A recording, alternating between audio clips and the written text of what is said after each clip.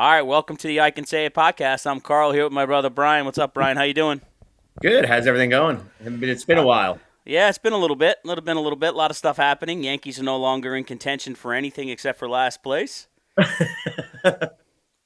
Got some, they made some big moves over the last few weeks of basically just punting on the season and bringing up some of the young guys. I don't know if you paid Mhm. attention to that at all.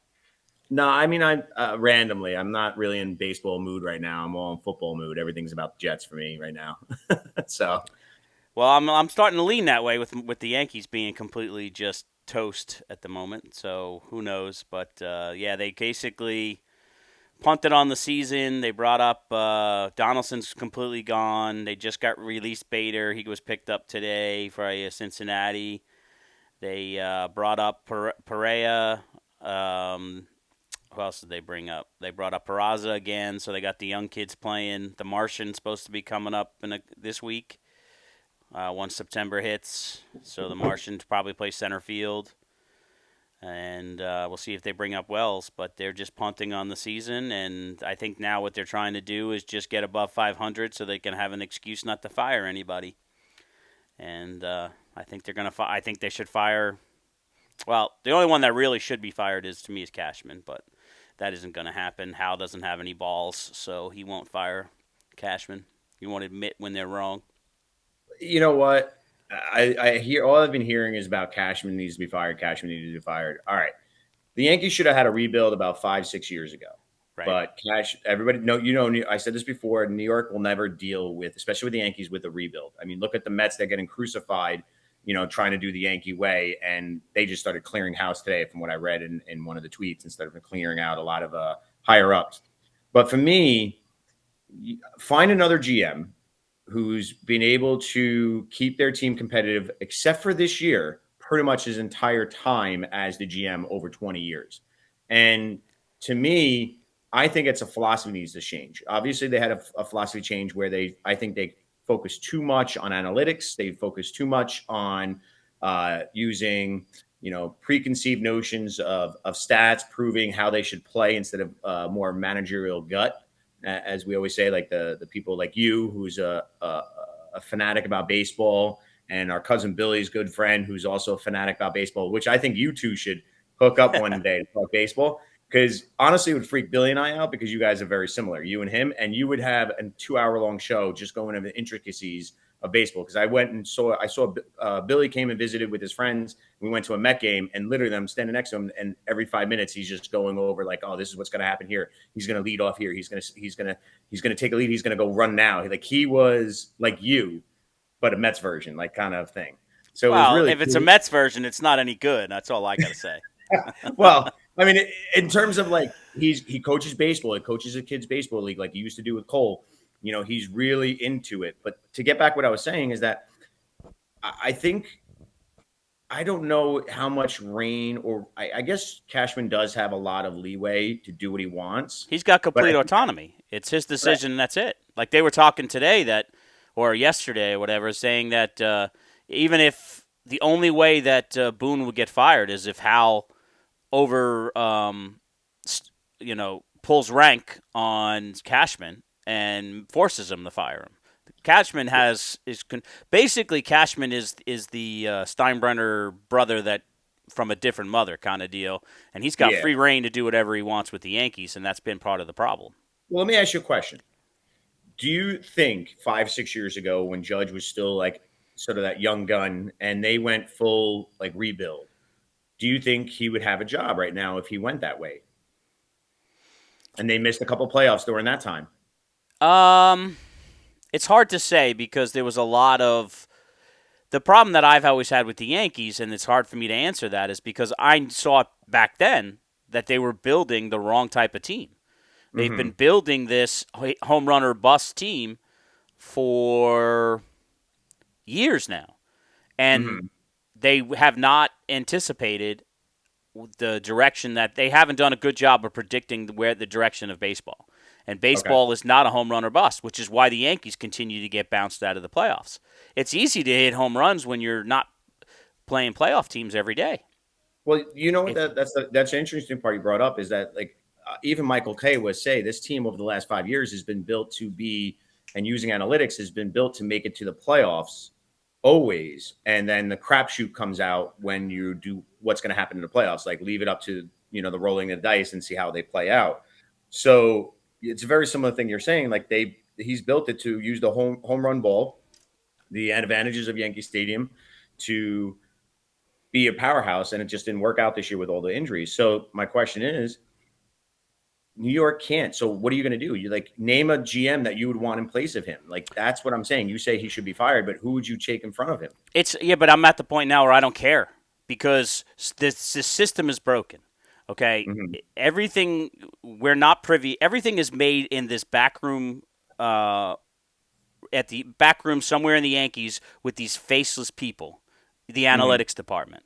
Okay, and the best explanation I heard about it was that every team uses analytics pretty much. 25, 26 teams use analytics. Well, if you are the 25th team in that list, you're the horrible at it. You're doing something wrong. And the Yankees have had this, we know what we're doing. We're the New York fucking Yankees. We know what we're doing. And they've been riding this Yankee thing for a long time, and it's turned out, no, you don't. Tampa Bay, a hell of a lot less salary, do it better than you. The Orioles have proven, yeah, they did a rebuild year, still doing it better than you. They A have rebuild 6 years, 10 years of Okay, rebuild. yeah, but they have farm teams that they built. They didn't have their money, so they did it a different way, and the analytics has proven the Tampa Bay loses players every year, and they still continue to use analytics on their own farm system and other people's farm systems and other people's teams to bring players in to be competitive every year for a third of the cost. Yeah, So but do the you think? so the Yankees are highly analytical, but they're doing analytics wrong. They're Well, let just me ask you a horrible question. at it. Well, would you think that possibly one of the reasons why they have a difficulty doing this, like say the Tampa Bay way or the Orioles way, which it's not a 1 year wonder. I mean, they've had this going for years where they were the bottom dweller and everybody's joke to beat. Um, but do you think that also comes with the fact that it's anticipated the Yankees will always have that highest payroll? So if they were to cut the payroll and try to do it the Tampa Bay way, you don't think that Cashman could be successful? I don't think. Well, first of all, that would never happen. They're never going to have to do it the Tampa Bay way. But the fact that they have the highest payroll in baseball. So what the Yankees have is the Yankees have the ability to do the analytics as good as teams like the Orioles and the Rays do it, and the Mm-hmm. Dodgers do it, and they have the payroll to then also buy players to bring in to even make them even better. The problem is they're buying players that are old that don't fit modern baseball.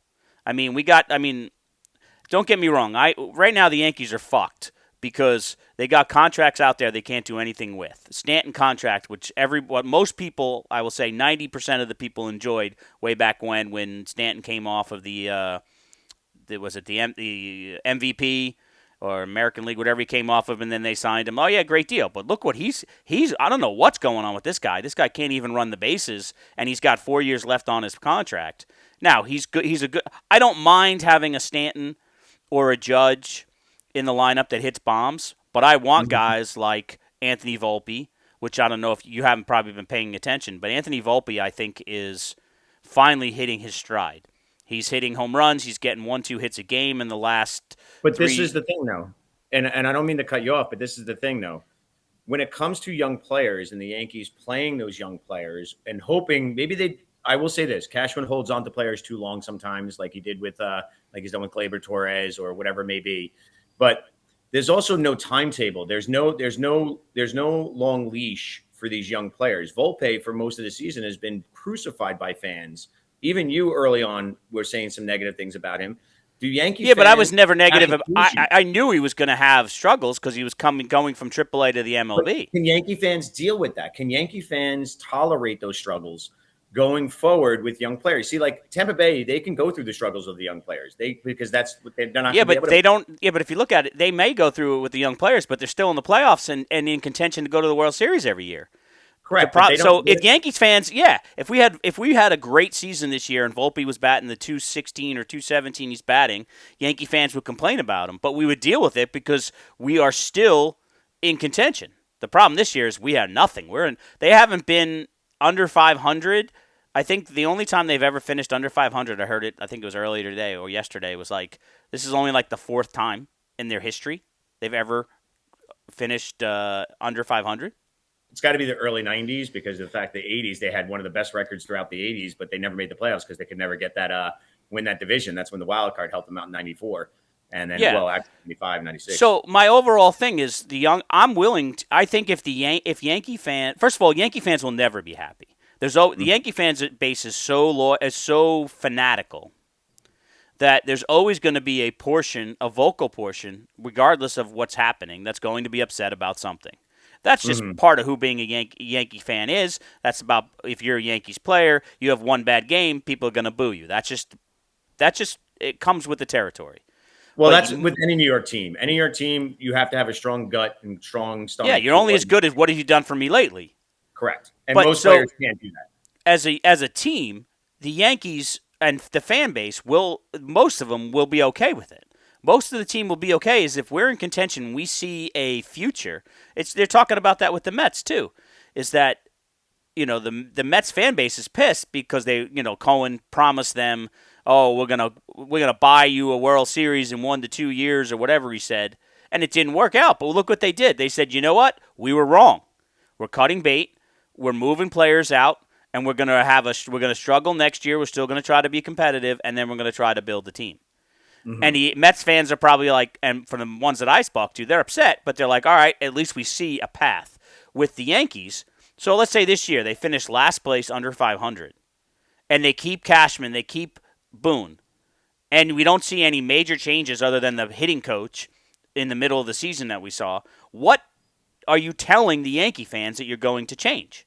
Now, Hal Steinbrenner came out, I think it was today or yesterday, and said that they're going to bring an outside company in to reevaluate their analytics department, which I think is the biggest problem. They rely, as you already said, way too much on analytics. I mean, oh, this guy can only pitch this many pitches. This person, yeah, he's 10 for 11 over the last 3 games, but today's his day off. What the fuck is that? If you're, if you're in a hot streak, you let the guy ride it. They don't allow it. They're too stringent. They're too strict, and I it's will and definitely it's give you that. super frustrating. And then they burned out the bullpen all early, halfway through the season because they let these pitchers. The only one that went any more than 6 or 7 innings was Cole. Everybody else was either hurt or we can only go 80 pitches or 6 innings, and then you're constantly churning through your bullpen.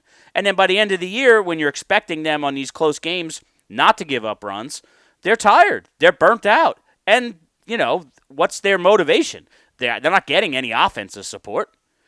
Sometimes, most of the time, they're coming in behind or down a run or up barely a run with a 6 million errors by Torres. I'm mad about Torres because he screwed today's game up for the Yankees. But So you're taking out your frustration right now.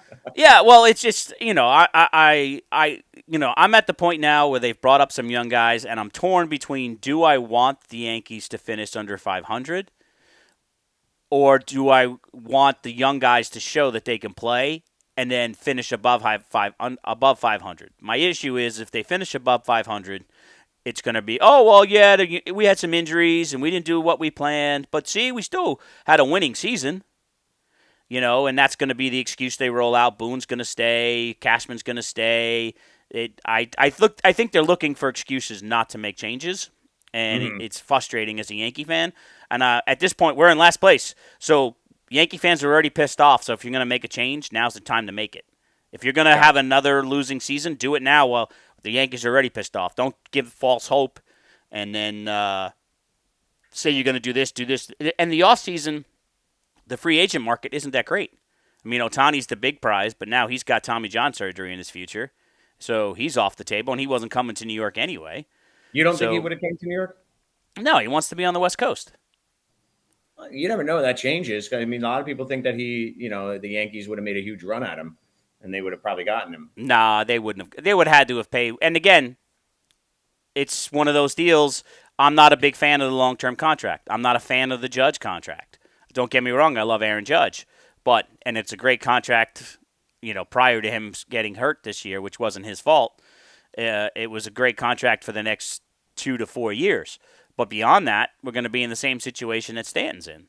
That we're in with Stanton now. He's a big player. He's gonna age a little rough compared to some of the other players, I believe. So you're either going to have to DH him or put him in first base.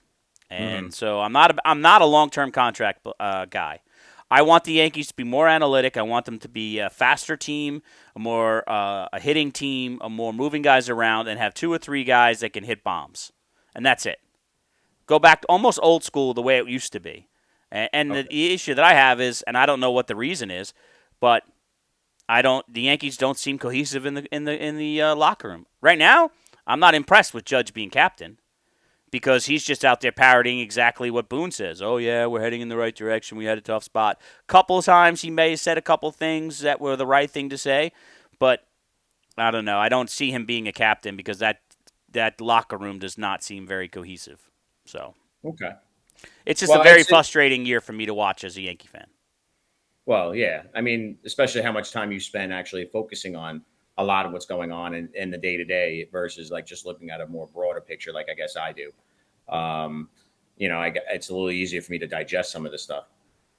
But getting off the Yankees a little bit because baseball season's pretty much washed down the tube in New York altogether. You said you're getting into football. Have you been watching Hard Knocks and One Jet Drive or any of that stuff? I Or watched no? a few. I watched a few episodes. So Hard Knocks is a fluff piece. It's not what it used to be, and I think that's partly the way the Jets made it to be because they didn't want they're not letting them show the cut room, which I understand. Obviously, one Jet Drive is supposed to be a fluff piece. That's because it's created by the Jets. So um, I'm not. I don't really care about all that. What I care about is what I see. Like when I watched Aaron Rodgers play in the first two sets there in the preseason game. Very Mhm. happy with what I saw. Looked like they were going to score on that first drive until you had that penalty that brought them back, and then they went down and scored on the second drive. So really, really positive. But I'm also a lifelong Jets fan, so just waiting for the other shoe to drop. Like Aaron Rodgers breaks his leg the day before on Sunday next week playing golf or something. He gets hit by a golf cart. I don't know, but Well, that's kind of where I'm at. that's the interesting thing because one of the biggest things a lot of Jet fans, at least in the media and some people I see on Twitter and everything else, is the biggest focus is like this is the best team on paper I've ever seen. And I'm sitting there going back and I'm like, I had more confidence going into the 99 season after the 98 playoff Jets, where they lost in the AFC Championship game up by 10 points to Denver. And I truly believe they would have won the Super Bowl if they went into the playoffs. I think they would have beaten the Falcons that year.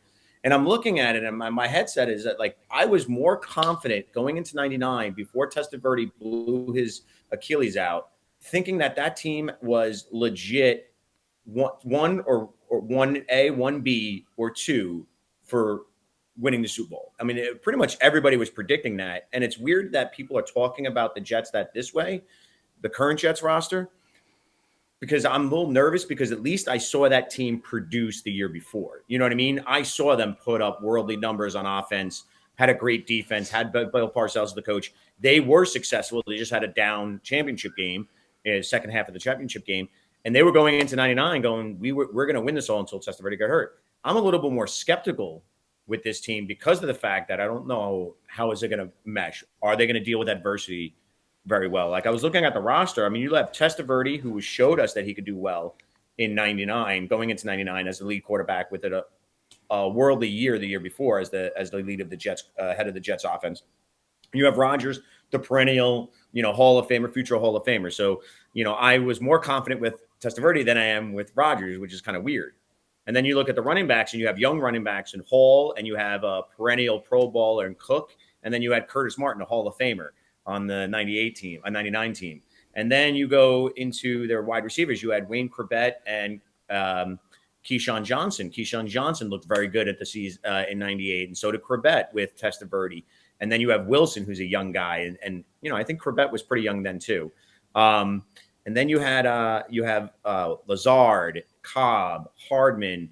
These I think a more deeper wide receiver core, and the tight ends are better. It's on paper the team does look better, but it's still kind of more skeptical. I don't know. How do you feel about the teams? Like, do you remember 98 going into 99 that season? Because didn't I we go to do. the Achilles? Wasn't that the game that you? I think I feel more confident now, only because one of the things I think the Jets have always lacked, even with with the quarterbacks we've had in the past, is a quarterback. Um, I like that Aaron Rodgers is here. I think he's going to bring good leadership. But then again, I think too much relies on Aaron Rodgers staying healthy. And my Mm. biggest concern for the season is him staying healthy with a less than stellar, or at least so far proven stellar, front line. I don't know if we have the offensive line that's going to be able to protect him.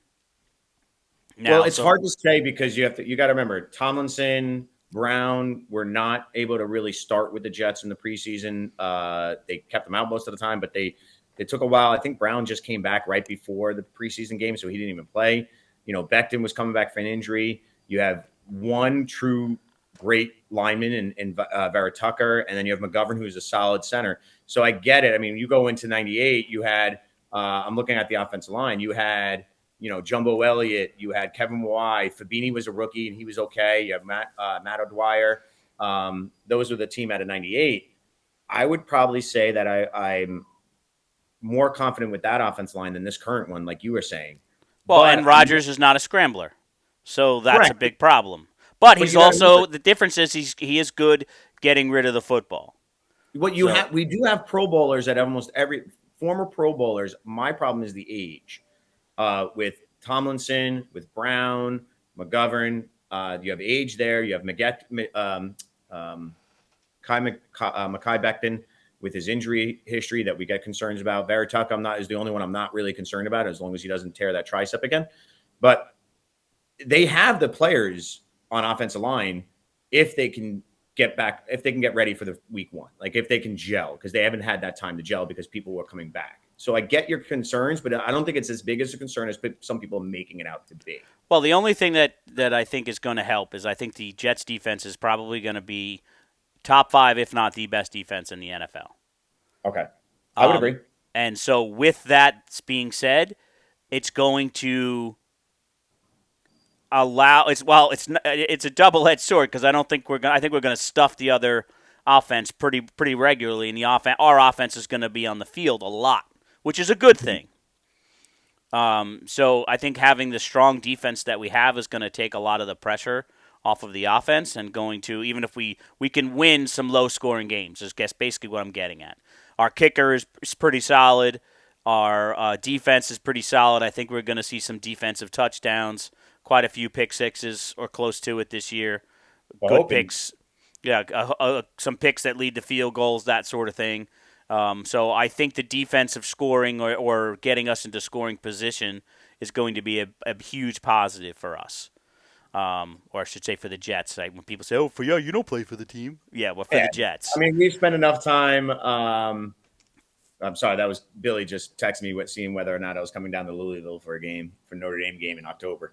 Uh, Um, so Um, I really think it's going to. The biggest issue I have is how is Hall and Cook going to balance out in the running back game, and then sprinkling Carter as the third down back is a guarantee.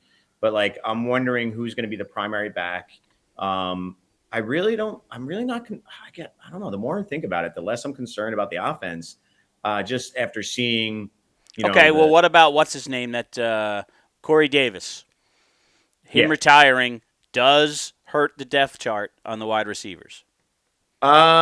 Yes, I do think if he didn't retire necessarily, he stepped away. Same They don't give difference. out the reasons why as like a personal reasons. Well, the Jets say he has an opening to come back, and he may still come back because he didn't officially say retirement. But I would say if he would have done this earlier, you would have seen the Jets go after Right. DeAndre Hopkins kind of thing. You probably would have seen Odell Beckham get a little bit more love, and you may not have Cook. I'm not too worried about it because if you think about it, Cobb and Hardman are going to be your splitting slot guys. You have Lazard, you have Wilson as your number one. Um, Behind them, it's thin, it's young. You have Brownlee, and you have Well, this guy. right. So it's similar to Rodgers. If he stays healthy, it'll be a great season. If our receiving core stays healthy, well, what was your take on this? I forget who it was that was ripping into the wide receivers during preseason where he was telling them, you have to earn Rodgers' trust. You have to let him trust you. You have to show, you know what I mean? I forget the exact wording. You know what I'm talking about? Mhm. I'm trying to remember exactly who would have said it. It could have been Cobb. It could have been I think it was Lazard. Cobb. I think it was Cobb that was telling him that, you have to, if Rodgers doesn't trust you, he isn't going to throw to you. So, Correct. which that means other teams are going to figure that out. Who doesn't he trust? And they're just going to cover the guys he trusts. But I So, think the weaponry they have and the diversity they have, they can go two running back set, one running back set. They have the receivers, and both running backs are good receivers. Cook, and then you have Carter, who's a great third down. You have Hall can catch the ball. You have two solid tight ends. I'm not as concerned, I guess, with the depth of the wide receivers because of the fact that they have the two running backs and because they have two solid tight ends. Um, that I even if one of them went down, the only one I don't want, I would say that would hurt them is Wilson because Wilson is a huge threat. I mean, he is your breakaway threat guy. He's the guy that's going to be getting 10 to 15 targets, 10 to 12 targets a game. He's going to get about 8, 9 catches a game. He's going to be the one that Rodgers is going to trust. And it's nice that they have Lazard and Cobb. So if Wilson does go down, he has familiarity with the receivers. But if Wilson goes down, I think that's going to hurt us the most, more than any other position. I think Wilson will hurt us the most outside of quarterback, obviously. I was going On to say offense. outside of Aaron Rodgers, Yeah. because to be Outside honest with you, I'm not totally sold on our backup situation. Although I think our third string needs to leapfrog into our second string, just from what I've seen in preseason. I'm not sold on what's his name from last year at all as our backup. I'm not worried about it. I'm not worried about that. I mean,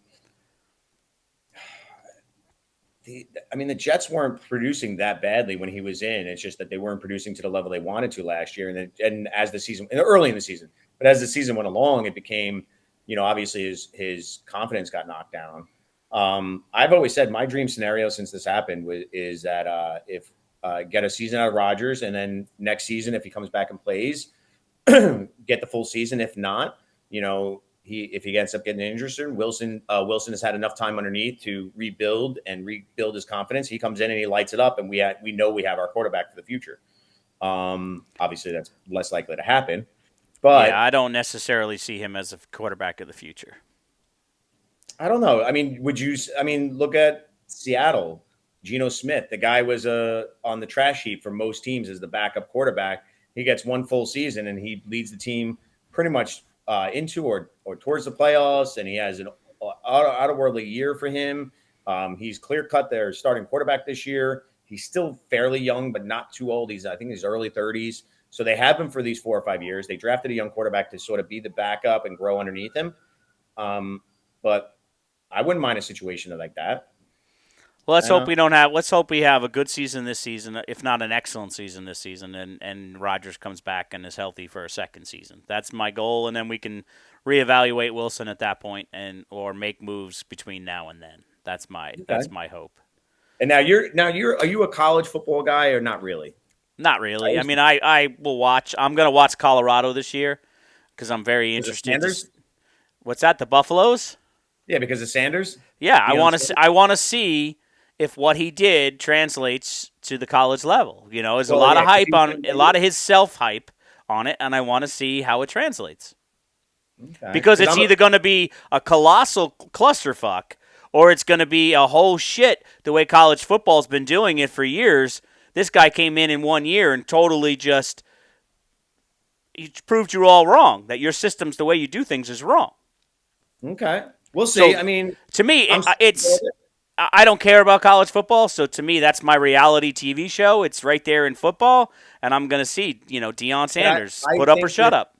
I think with Sanders, it's not necessarily how well the team does overall. I think it comes down to how well he can perceive the team to where in the following years he can get bigger recruiting classes. I think that's what it comes down to for him. If he can turn this around even somewhat and get solid recruiting classes in the next few years, he's going to leave Colorado and go to a bigger program if he's successful there. So you're only going to get him for 3 or 4 years. Well, right, and When it comes down to his truthfully, all he's got to do is win 2 games, and he's made 100% increase in wins for that for that organization. So Is that what it was last year? They only had yeah, they were one. like 1-11 or something crazy like that. They had one win or something stupid.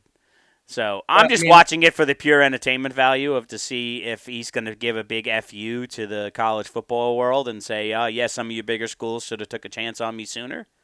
You know. yeah, I mean that is true, but yeah, it's weird now. We're entering a phase with college football. I don't know if you've been keeping up to date with all the conference changes and the Oh teams yeah, that are in their it's conferences. Like ridiculous. Pac-12 is going to be dead in 2 years. USC and UCLA, I think, is moving to Big Ten. You have a bunch of teams moving to the Big 12. The Big 12 is poaching everybody else from the Pac-12. They're going to be a big thing, even though everybody thought Big 12 was going to die 2 years ago because they had lost a lot of teams. They were losing a lot of teams, so they thought they were going to start dying. Instead, now it's the Pac-12 that's pretty much on life support. I think that after all these transfers, they'll have 4 teams, I think, in the Pac-12. Um, I'm just It's gonna be an interesting year because not only are the teams changing, it's changing every college. A lot of colleges got comfortable on who they were playing every year and what their travel schedules would be like.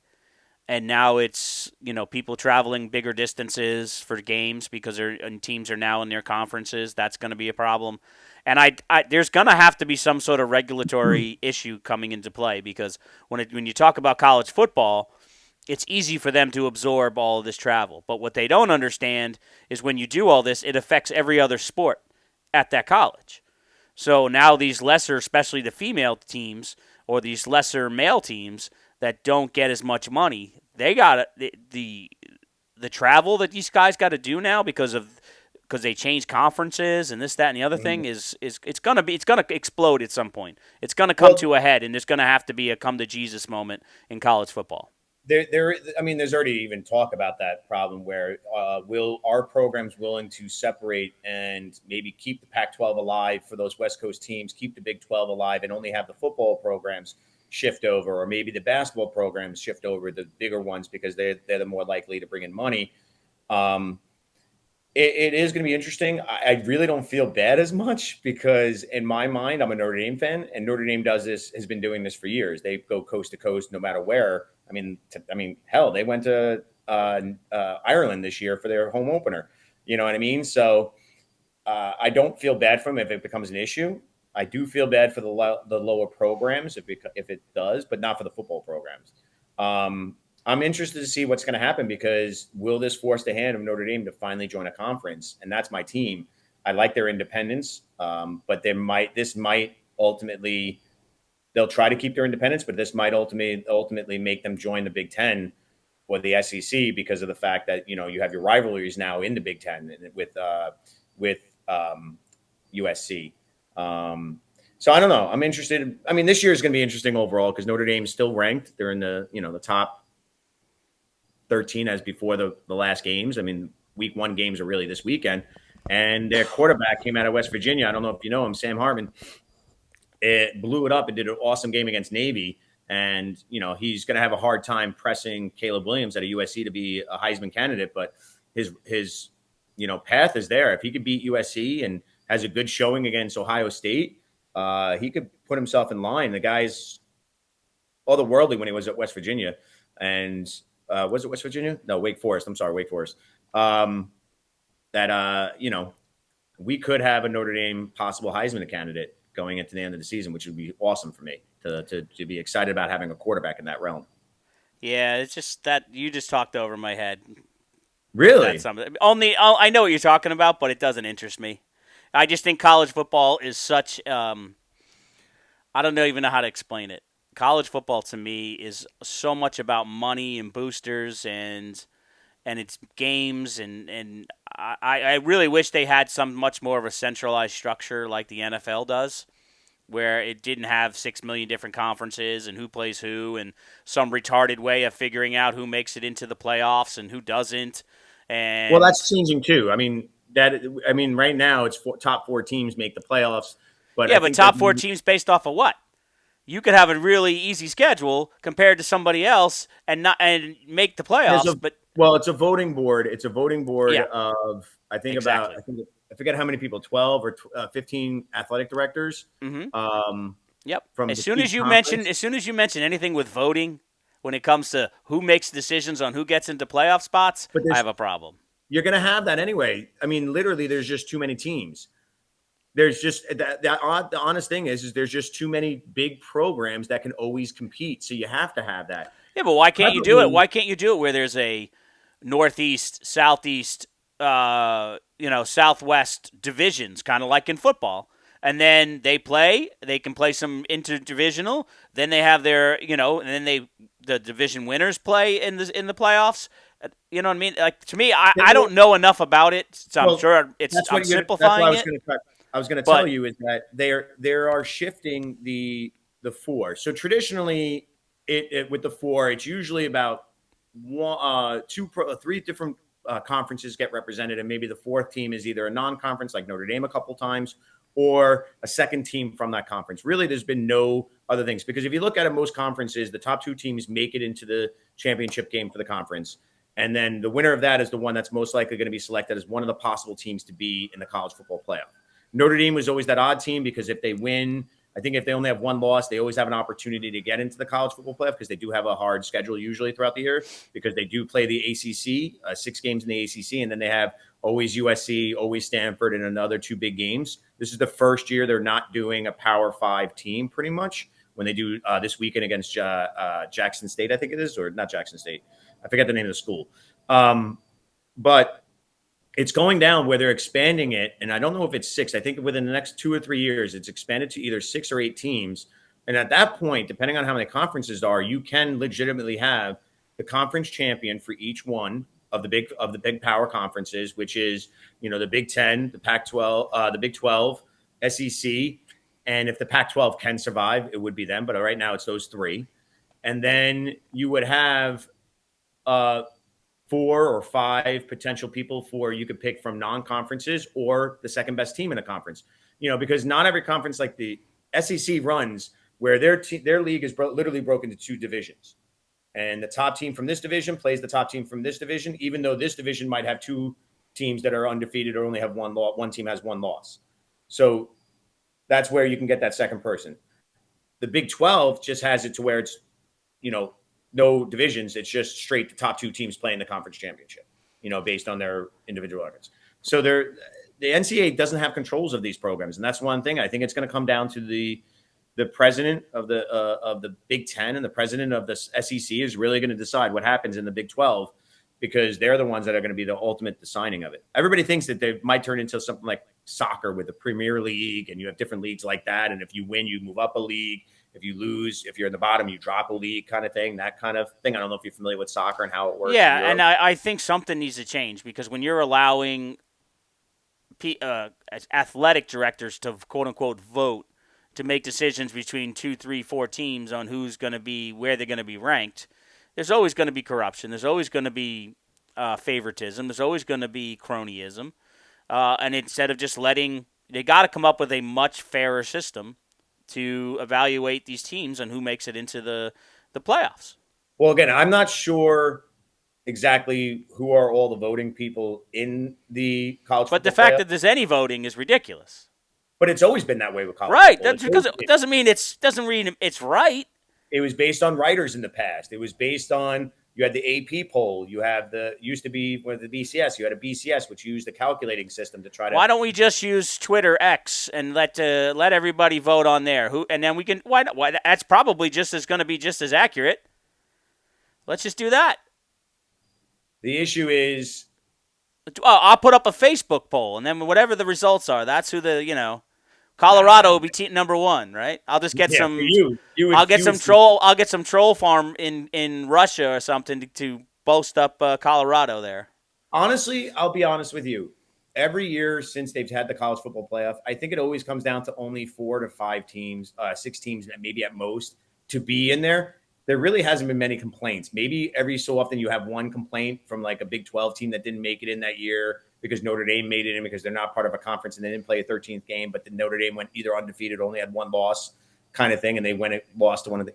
So I don't know how much it's needed. I just think they need to expand it to 6 or 8 games just so you can guarantee conference winners. And then it comes down to the nit grit of those last ones because now you'll have, 5 games, 6 games, or each team, if you go to the conference championship, you'll have like 3 games you have to win. You have to win round of 8, the round of 4, and then the championship game. if you're going to win it all. So it's not too bad. You do have that time. It really comes down to the bowl game money. I think is one of the bigger issues. Like Yeah, on well, the I don't bowl know. games. I've just never, I know you're into it, but I'm not, and a lot of it is the turn off is because it's just, I don't know.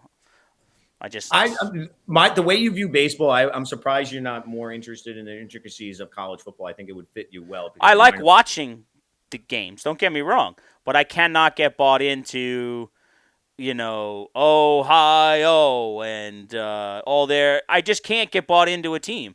If I had to pick a team, I'm probably going to pick the Gators. Because why? Because I like the Florida Gators. I don't know. I don't really have any loyalty to any team, and I think I like watching the game. I think the game is more pure, but Well, I think I don't root for any specific team. I think the whole system's kind of messed up. Who the college championship is, and I know just from what I've seen on the baseball side, the and it's gotten a little bit more transparent. But the way they bribe players or buy players and all this stuff, and the way they used to circumvent the rules and still do now with the NLI deals, and well now it's at least it's legal to do that part.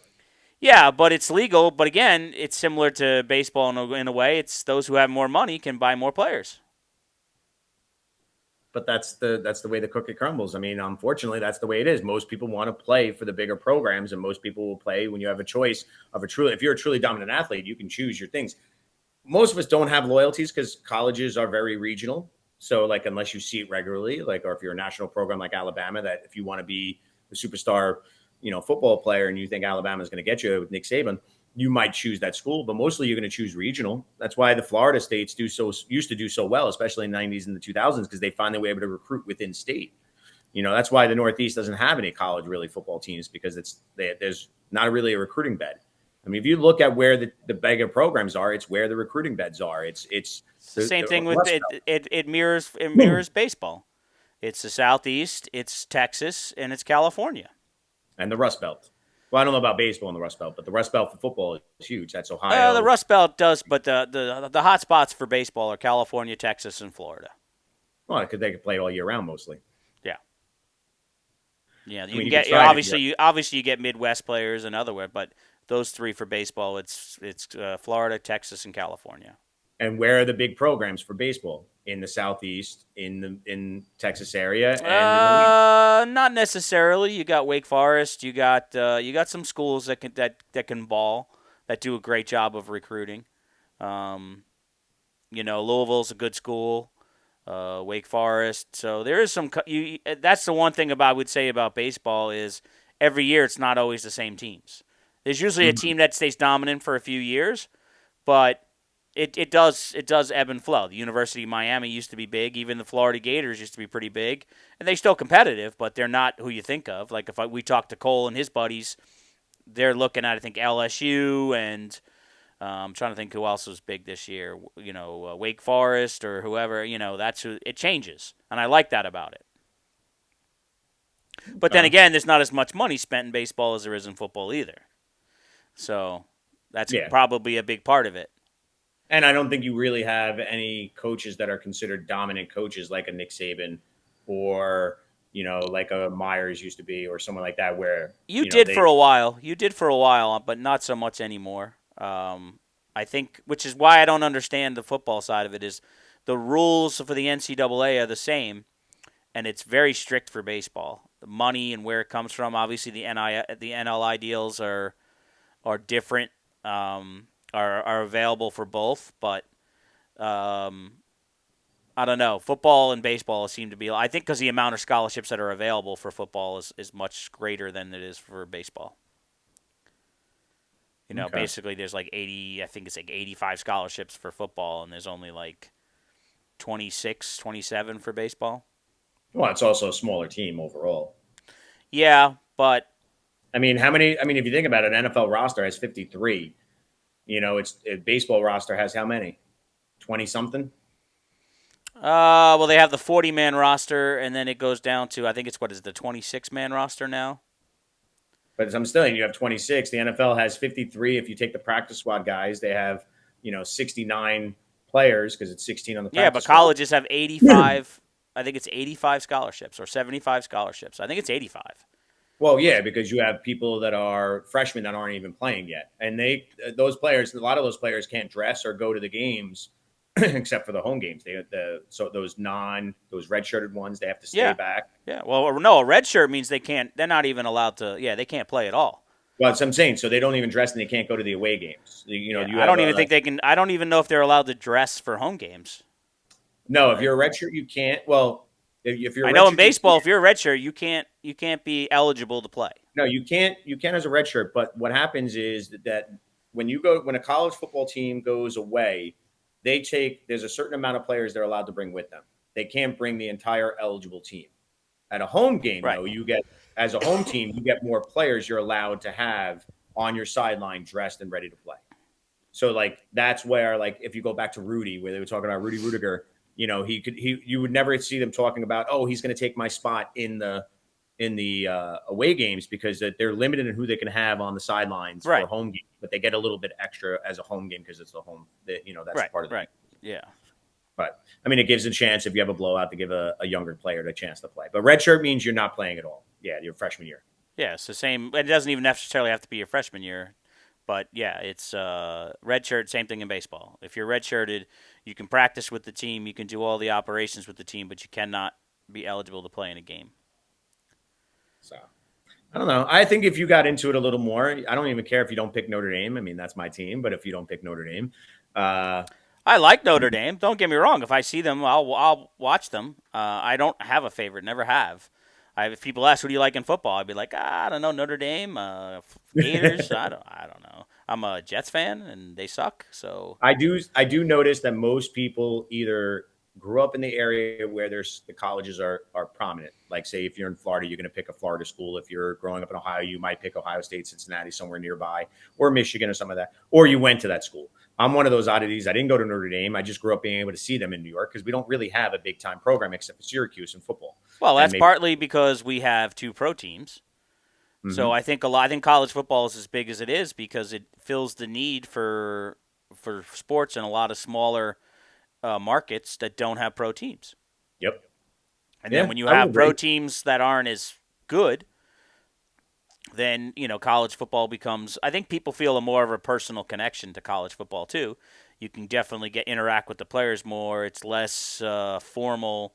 Hmm. There's a lot Well, more think about it this way. tradition in college. Well, well, think about it this way: Miami's in Miami. The University of Miami is right there in Miami, and I think they get probably more people on a regular basis go to their games than the NFL Dolphins do on a regular basis. At least for home fans, I think people would get more excited in Miami if Miami is in contention for the national championship than maybe if the Dolphins are in contention for the AFC championship. I just personally I don't view that. know about that. I mean, living in Florida now for basically 19 years, I hear more people discuss the Dolphins than I do the University of Miami, and I don't know if that's just because the University of Miami hasn't been very good late in the last decade.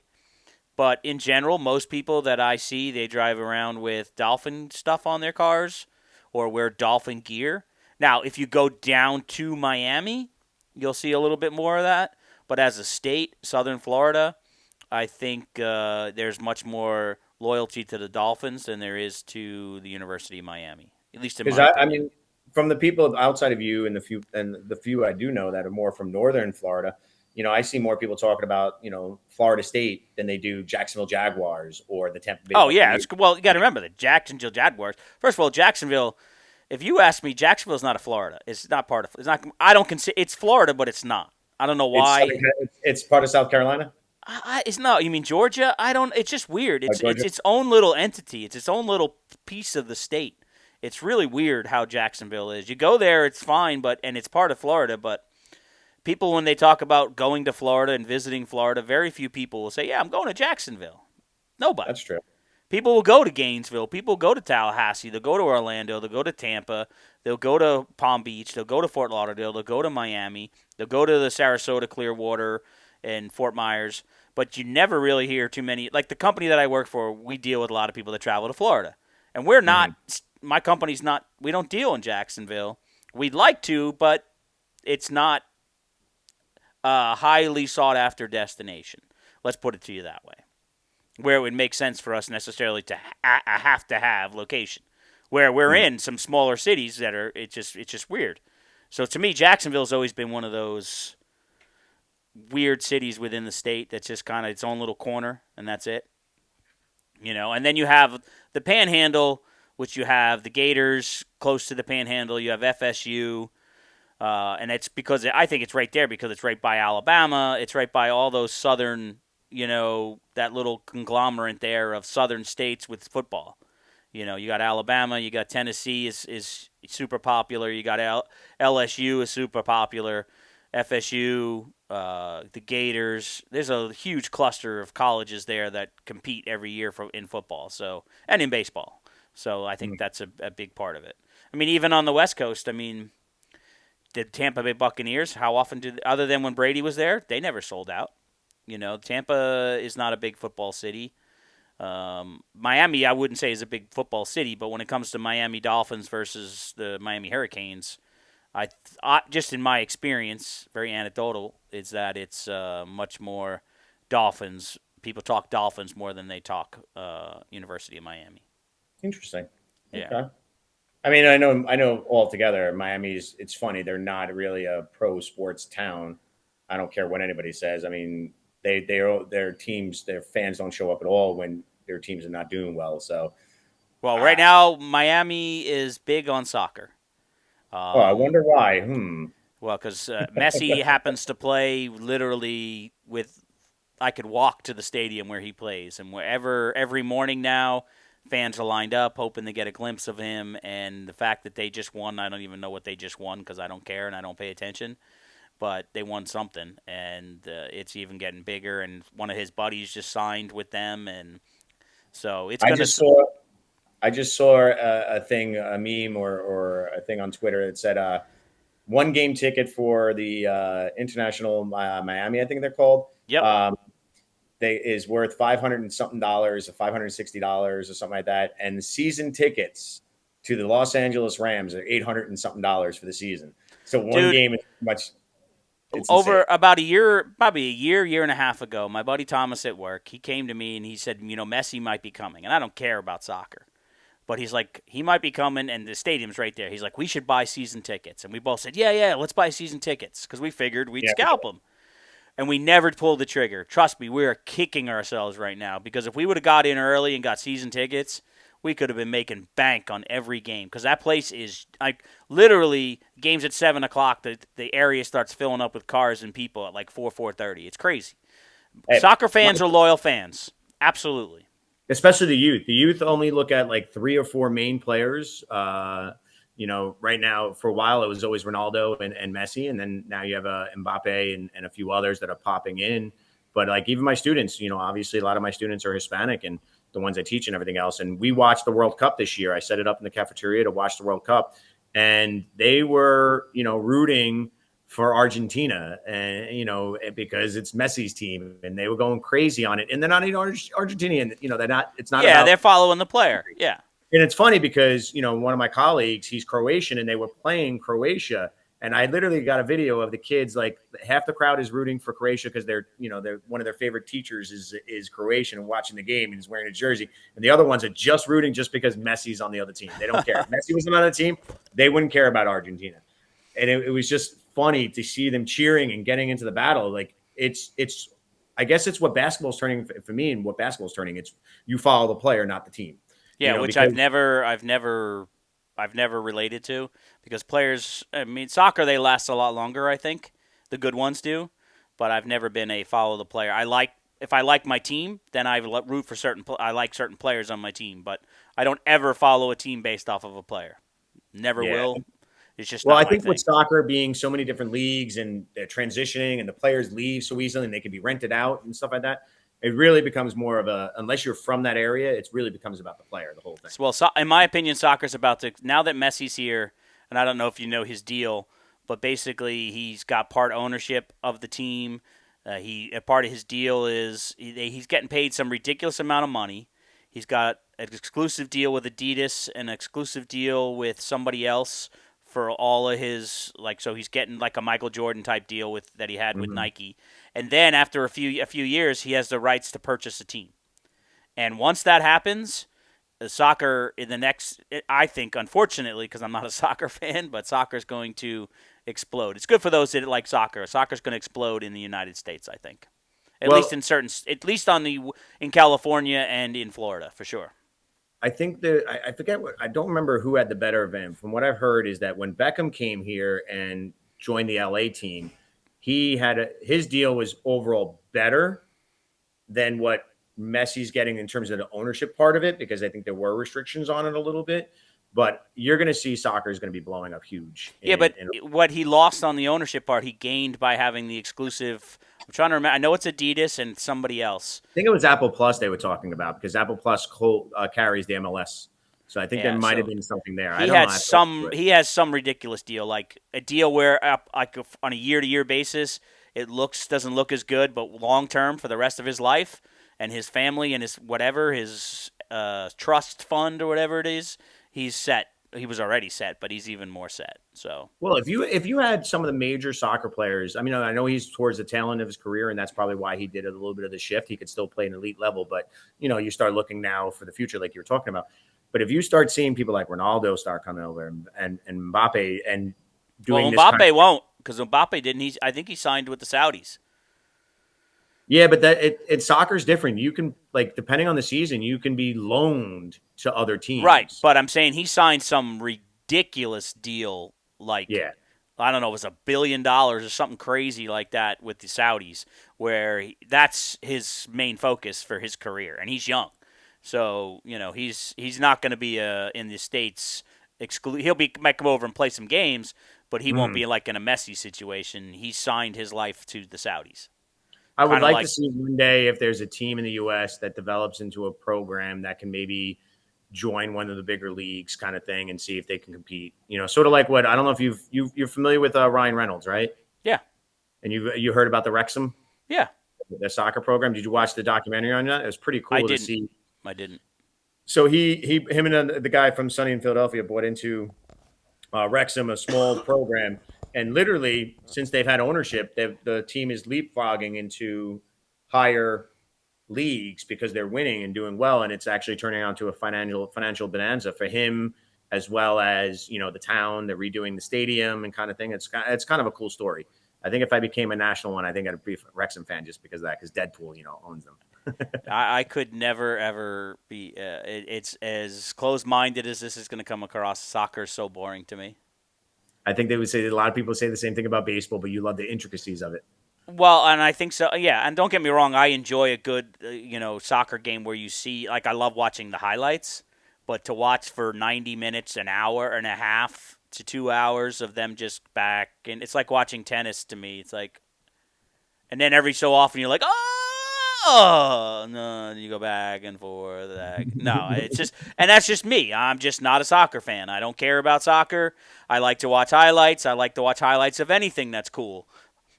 But the difference between me, like watching hockey and watching soccer, is hockey is much more physical and it is much more fast paced and it's in a smaller arena. So that's why I like hockey over soccer. I also think in hockey you have more shots on goal. I mean, you'll have like 20 to 30 shots on goal, where at soccer it seems like you only get like literally like 5 or 6 that are legit shots in a in Well, a and in soccer, soccer is the only sport where the players are bigger babies than basketball players. Oh yeah. So, Well, that kills me. It kills me. Oh, yeah. oh. And then I think they're it's standing impossible up to 2 seconds later, running. They're running with no problem. So yeah, I mean Mhm. the only sport that's worse that's worse than basketball is soccer, because the basketball players are a bunch of Well, p that's where they words. I took it won't after. say it here, but That's the yeah, LeBron way. That's the LeBron way. yeah, I it's mean, because that's the LeBron. basketball isn't way. Well, I sound like an old guy. Get off my lawn, Well, because you are. because basketball's not like it used to be. Baseball's not like it used to be. I actually think baseball's heading in the right direction with the speed coming back. But there's just so many issues I have with baseball too. Just the lack of how batting average supposedly doesn't matter. Do you know there's how many batters in baseball do you think are batting above 300 this season? That's in the American League. So There's I'd say nine. it's There's 9 of them. nine. I think I heard it was nine players are batting above 300 in baseball. That's Like insane. And you wonder why baseball's losing fans. It's boring to watch. I mean, you can change all the bases and the rules and stuff that you want, but if guys are up there striking out left and right, I mean, the strikeouts are ridiculous. People saying, "Oh, well, it's the pitching." No, yeah, the pitching's okay and it's better, but it's the batters. They don't bat; they swing. There's a one swing. Batters have one swing. They don't know how to adjust. That's why these Well, old school guys, when you listen to them, they lose their shit because they're like, so if the ball's up, you adjust your swing. You adjust. These guys don't adjust their swing. They just swing. Well, I think that's honestly, it's the Major League Baseball when through the steroid era and through the Barry Bonds and McGuire thing, where home runs were gradually taking more precedent over anything else, and then at success of the Yankees, which were more built around the home run, teams started doing that, and the small ball went away, and the idea of being a hitter, you'll never see a Tony Gwynn again. You'll never Okay, see it but when we were kids, home runs were exciting to watch. because They're they were rare. exactly. So nowadays, home runs they're an expectation. They're not Well, a hope for. They're an expectation. You expect to well, see at least two a game. Well, if you think about it, if you just go into like DraftKings or FanDuel, you have Tuesday Dinger Tuesday, where it's like you put a bet on who you think's going to hit a home run because it's more likely that this player is maybe a 30, 50, 60% chance of going to hit a home run today. It's insane to think about that. Like, you could put in a $5 bet and get yourself $25 if you just pick one of the main guys that are more likely to home run based on who they're going against. It's just insane that there are people that just do that because of home runs. You wouldn't have done that. In my opinion, I don't think you would have done that more consistently in the 80s and the 90s No, because you mean it's you so rare. had certain guys. You had certain guys that you when they came up, you were like a home run. Like I Mhm. remember as a kid, I would think about looking the what the lineup was and like post it on the screen and be like, all right, how many more at bats until Winfield gets up? How many more at bats until this guy gets up? We're down 2 runs. Nowadays, it's like everybody's you listen to the announcers. The winning run is at the plate, and it's 9 guys in the order. Mhm. Or 7 guys in the order. It's like, come on. And then it's either a bomb or pop up or a strikeout. Or ground, in the case of the Yankees, ground into a double play, Yeah, well, which is that's what a they did a beautiful. shitload of this year. So I don't know that, and that's just killing. I'm a purist, and I love the game. So unfortunately, I'll end up watching till the day I die, even as bad as sometimes I think the game is getting. But See, like I don't know. I'm a purist in the back. I don't mind small ball. I love small ball. I don't mind it. I actually enjoy it. I like to see the intricacies of it when a good game is going on, especially in the playoffs, where I feel small ball did play a long role, especially in the late 90s, early 2000s, where you had to have a small ball game. Um, I the only thing is, but I also obviously I think MLB moving to where both leagues have DH. If you look at the DH as not just being a potential home run hitter, which is what it was for most of in my terms of growing Yep. up with DH, now if you have I just didn't like the National League because of the fact that the pitchers barely ever were able to hit. So you lost. It was almost a 90% chance it was going to be some type Yeah, of but out. see, from my side of it, when that was the case, there was a lot more managerial thinking that went on to it. Your pitcher's coming up. Do you bunt them? Do you it was a much more strategic chess-like moves in the National League because then you had is it worth giving up the at bat because he's pitching really well in a tight game, or do you want to take the risk of having a pinch hitter for him and then bringing in another pitcher? So there was a lot more strategy involved in the National League when the pitchers were in the lineup, and I actually like that. Don't get me wrong; I don't mind that the universal DH, but from watching baseball for baseball, I the Nah, National League was much much much more fun to watch because it that's a crock of shit right there. And I'm going to tell you why I think that's a crock of shit. First off, you're talking about the chance probably around the sixth inning where mostly pitchers will or will not stay and may or may not go, which now they all go anyway. So right now you're going to get Well, pinch now hitters. it's different, which is why I don't mind it. But back in the day, you had guys that would go 7, 8 innings. Correct. But I mean, you're talking about that one at bat versus a DH hitter, which is going to be up a guaranteed 4 times and going to have to play me I get the whole thing. Do I decide to pull him or do I keep him in because he's pitching well? I think it's more easily be like, all right, I'm going to get him out because you know what? I have a good bullpen. If I have a good bullpen, I can pull him out. I'm not worried about it. No, I'll get. there's more to it than that, though. There's I the think. strategy I think of putting a that's the pinch purest. putting a pinch hitter up, and then That's getting the the other purest team to pull bullshit. their pitcher, That's which the is purest bullshit answer that every purist will say because my reality is you had for if they pitched 7 innings, you got 2 to 3 at bats of them where it's almost a guaranteed out most of the time. So therefore, you take those 2 to 3 bats and give it to a DH hitter, which is I'm more likely sorry, to cause but more problems. I think there that is causes. no better home run than watching a pitcher hit a home run. Oh yeah, That's the the one best once home in a run blue in moon. baseball. Once in the blue moon. The reality is it's horseshit because when you're doing your lineup card, 99.9% of the time, you're really only deciding your pitcher to go in the 8th spot or the 9th spot. Most likely, it's just in the 9th spot. Yep. Whereas with the DH, you have to decide: is that DH going to be your first, your second, your third, your fourth, your Well, fifth, your dude, sixth yeah, batter? but see, here's the thing, though. Batting orders are completely screwed up anyway. It used to be your home run hitters were, maybe 4, 5, and 6, 3, 4, and 5. Now it's like they're all over the place. There's no rhyme or reason. The Yankees are a prime example. You put all their batting orders up for the entire year for the last 2 seasons. There's no consistency whatsoever. There's some analytical guy going, well, if we bat this guy batting second against this right-handed pitcher throwing curveballs, and it's some bullshit story. So, again, I have no issue with the universal DH. I just like the strategy part of it when the National League had a pitcher pitching. That's And all. I just think your idea of the strategy behind it is a crock of shit, but we'll leave it at that. I think it's just the hang on grip that No, purists it's want. not a hang. I'm not saying bring it back. I'm just saying it was more No, but I'm interesting. saying in terms of people that fought and they said, "Oh, I loved it when it was better when they had the pitchers hit." Yeah, it was boring. That's why the National League was dying most of the time when in terms of No, ratings. that's when pitchers would bunt. That was fun. Oh God. And if a pitcher hit somebody and he had to come up to the plate next, he had the chance of getting clocked in his own ribs. That was the Yeah, best part of it.